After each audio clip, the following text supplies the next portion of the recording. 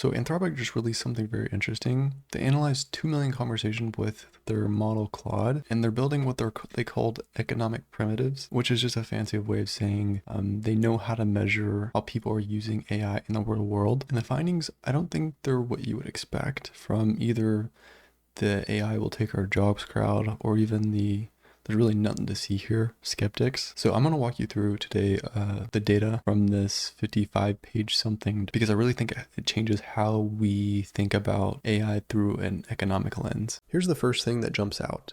Despite all the hype about AI being this general purpose technology that can do everything, usage is incredibly concentrated.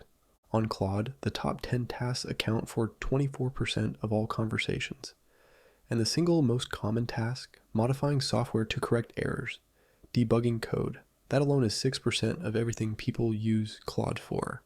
Now think about what that means. We have this technology that can write poetry, analyze legal documents, help with medical questions, assist with scientific research, and roughly a third of all consumer usage is still computer and mathematical tasks, coding stuff. For enterprise API customers, it's even more concentrated. The top 10 tasks jump from 28% to 32% of traffic in just 3 months, and nearly half of all API usage is computer and mathematical work. What I find interesting here is that concentration is actually increasing, not decreasing. You'd think that as models get better, usage would spread out across more domains, but that's not happening. The highest value applications keep generating outsized returns. So that's where people focus. Okay, so here's where it gets more nuanced. Anthropic tracks whether people use Claude for automation or augmentation. Automation means you give Claude a task and it completes it with minimal back and forth. You're basically delegating. Augmentation means you're iterating with Claude, learning from it, getting feedback. It's collaborative. In their previous report from August 2025, automation had actually overtaken augmentation for the first time, which seemed like a big deal.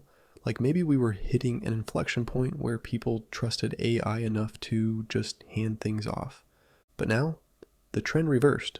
Augmentation jumped back up to 52% of conversations. Automation fell to 45%. Why? Anthropic thinks it might be product changes.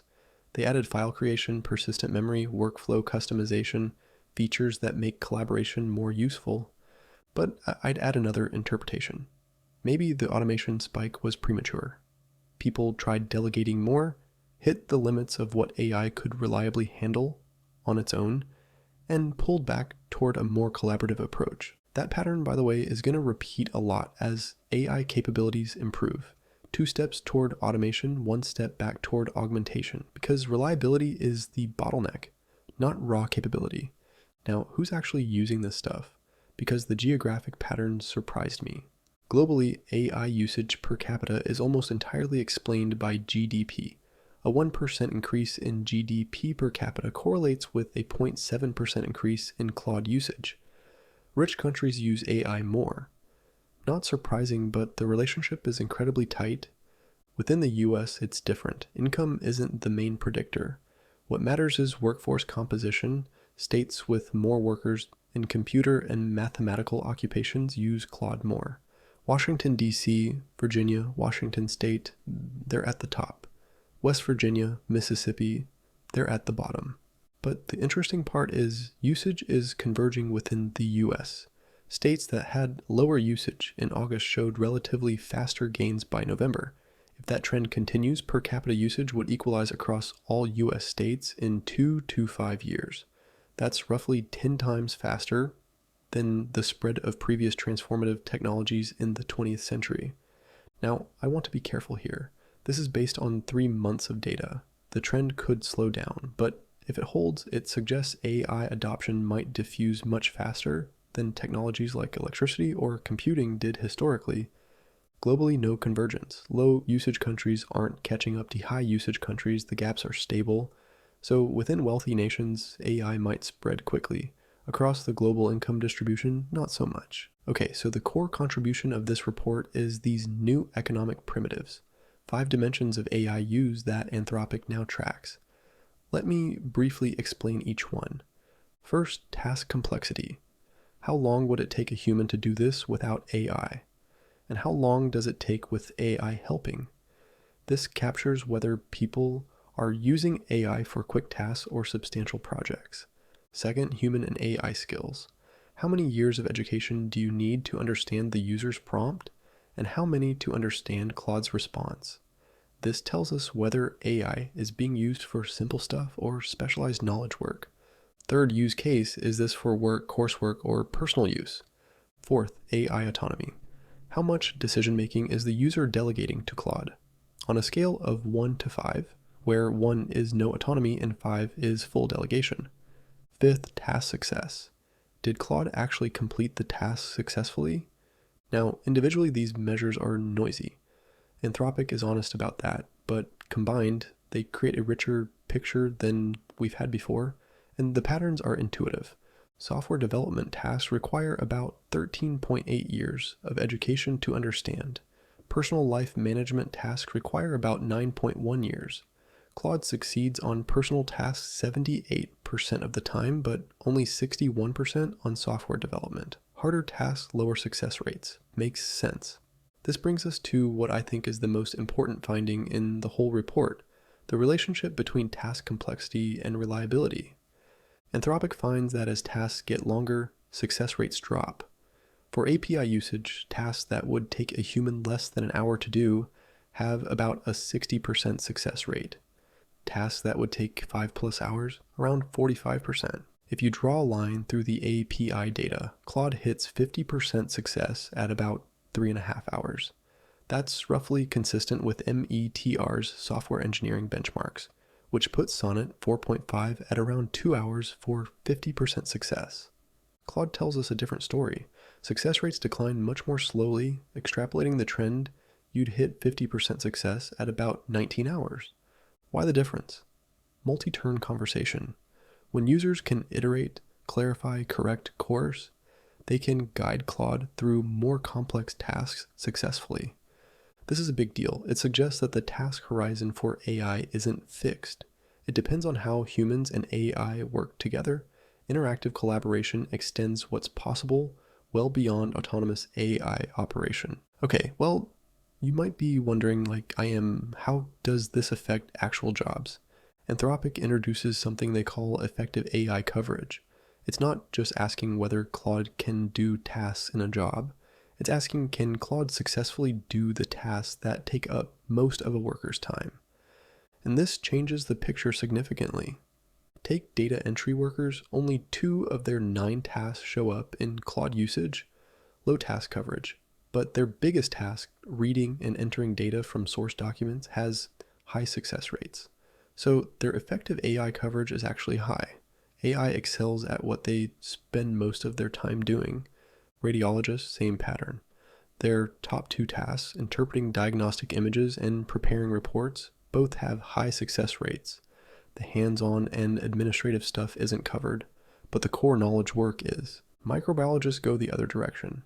Half their tasks are covered by AI, but not the most time-intensive ones. The hands-on research with specialized lab equipment, AI can't help with that, so task coverage alone is misleading. What matters is whether AI succeeds on the tasks that actually define a job. The most uncomfortable part, I find, is that Anthropic finds Claude tends to cover tasks requiring higher levels of education. The average task in the economy requires about 13.2 years of education. Tasks that show up in Claude usage, 14.4 years. So if you remove the task I can do, what's left for human workers? On average, lower skill work. Technical writers lose tasks like analyzing developments in specific fields to determine need for revisions, and keep tasks like drawing sketches to illustrate specified materials. Travel agents lose complex planning and keep routine ticket processing. Teachers lose grading and research assistants and keep in-person classroom management. The net effect across most occupations is deskilling. The tasks AI handles are often the more skilled components of a job. Some jobs go the other direction.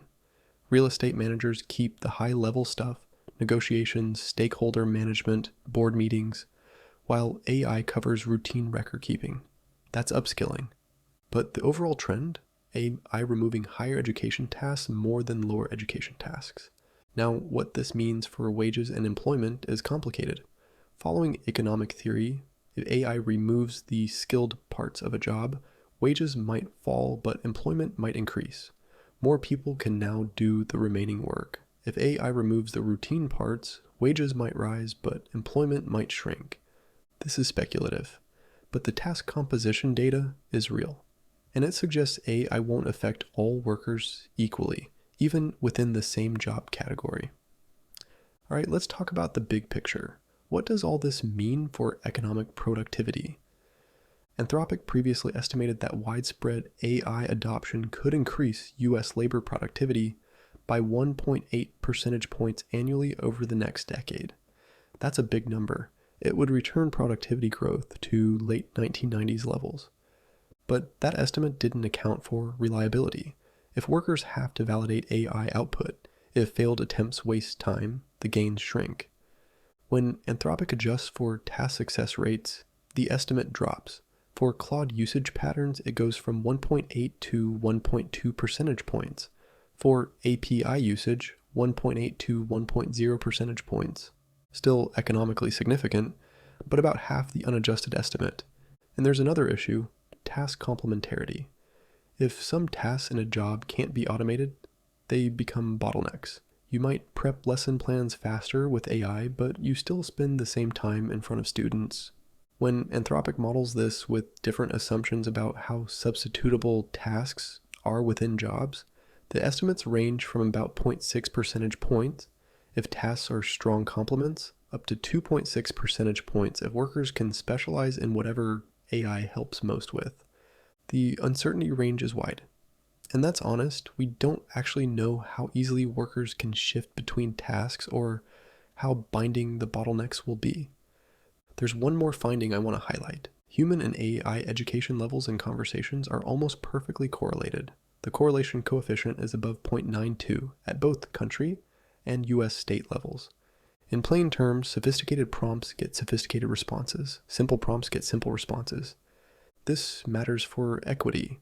If getting value from AI requires sophisticated inputs, then countries and individuals with higher educational attainment benefit more. Access alone doesn't ensure benefit. Anthropic's data shows this playing out geographically.